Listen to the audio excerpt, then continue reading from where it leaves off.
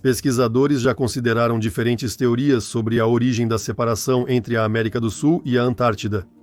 No canal há uma versão muito plausível sobre a queda de uma parte da Lua no ano de 1680. Ela diz que neste local caiu na Terra um pedaço da Lua destruída que percorreu 6.000 quilômetros, deixando um rastro grandioso.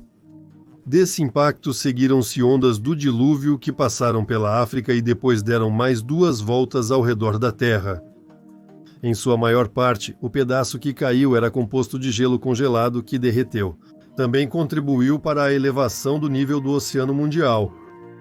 O tsunami resultante destruiu a megafauna daquela época, a água também varreu a Austrália, os mamutes foram extintos e começou a Era Glacial.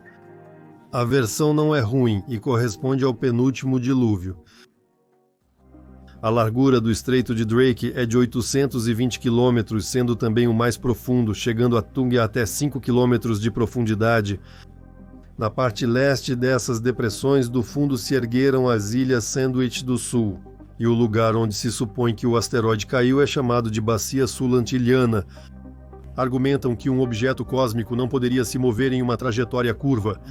Claro, poderia-se argumentar que ele se moveria de acordo com o caminho de menor resistência, dependendo da densidade das regiões do manto da Terra, por isso poderia até se mover em zigue-zague. Porém, a resposta é ainda mais fácil. Observe os meridianos curvos. Isso é simplesmente uma distorção do mapa resultante da projeção em um plano. Ou seja, se o objeto caiu, ele se moveu em linha reta no mapa. Até o século XVII, nos dizem que esse lugar antes era terra firme e depois da queda se tornou o fundo do mar a uma profundidade de 5 quilômetros. Mas será que uma queda pode realmente criar marcas tão profundas assim?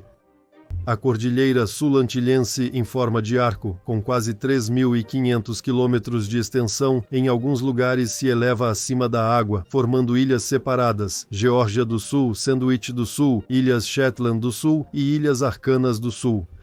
Então, esse objeto cósmico primeiro caiu no oceano, depois destruiu a ligação entre a América do Sul e a Antártica e, em seguida, continuou se movendo pelo oceano. E a profundidade do oceano nesse local chega a 3 quilômetros.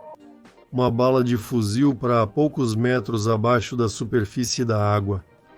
Ou seja, a resistência do oceano a um objeto cósmico deveria ser significativa. Claro, não há provas concretas de que essa ruptura tenha sido causada pela queda de um corpo celeste. Também é possível apresentar diversos argumentos que refutam essa versão. Então vamos considerar outra versão geológica para a formação desta cordilheira sul-antilana entre os continentes. Com a ajuda de perfuração submarina e análise da espessura das rochas sedimentares no fundo dos oceanos, foi estabelecido o seguinte quadro. Praticamente metade da área total do fundo do Oceano Mundial é muito jovem. Há uma suposição de que o processo de formação da jovem crosta oceânica também está ligado à extinção dos dinossauros.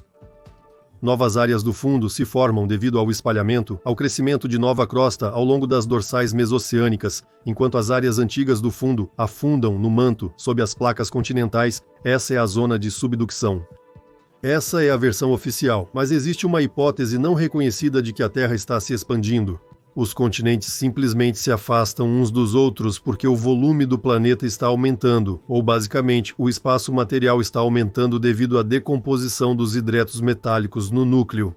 Isso é confirmado também pela teoria de Larin sobre a degassificação do hidrogênio e por seus seguidores. De onde vem o hidrogênio? E na verdade toda a matéria, esse conhecimento está guardado na linguagem. Hidrogênio é aquilo que gera água e matéria é aquilo que se materializa a partir do éter.